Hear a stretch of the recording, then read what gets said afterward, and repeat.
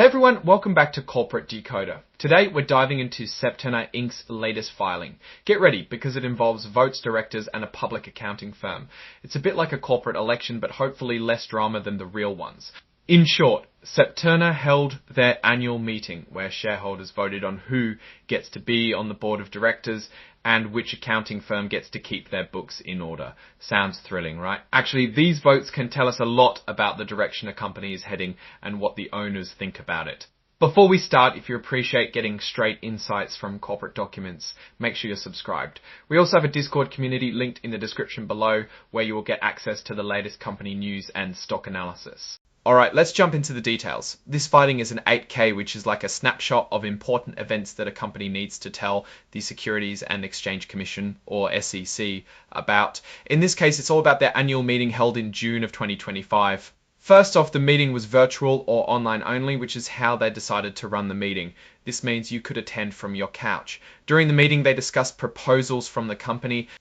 As of April 21st, 2025, there were about 44.5 million shares of Septerna's common stock. At the meeting, about 34.3 million shares were represented, which means they had enough people, or rather enough shares to make decisions. This is called a quorum. So what exactly did they vote on?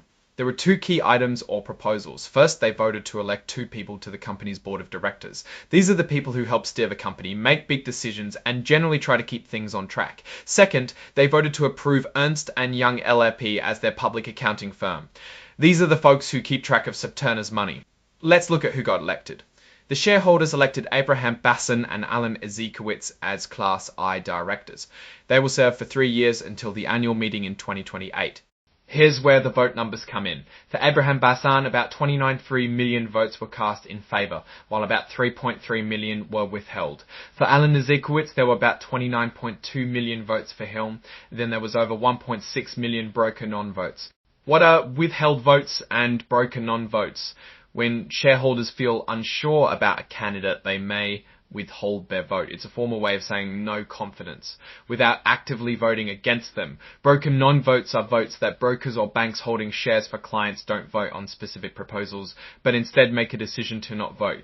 Next up, everyone voted on whether or not they wanted Ernst & Young to keep auditing their books. The shareholders decided to ratify or approve Ernst & Young as their independent registered accounting firm for the year ending December 31, 2025. The way that voting went was about 34.2 million were for choosing Ernst & Young, about 12,000 were against, and about 47,000 abstained or didn't vote at all.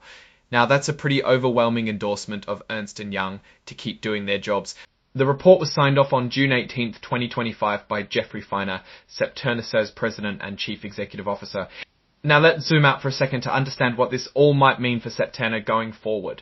Electing people like Abraham Bassan and Alan Ezekowitz might signal a focus on specific areas like research and development or partnerships. The board of directors are responsible for the execution of the company's strategy, which influences the stock price and general sentiment. Also, keeping Ernst & Young as the auditor sends a message of consistency and maybe trust from investors. No investor wants a chaotic board or shady auditing. Both of these decisions allow Septerna to move in a more confident direction. Alright, that's our breakdown of Septerna's latest filing. What's your take on these numbers and what they signal for the company's future? Drop your thoughts in the comments.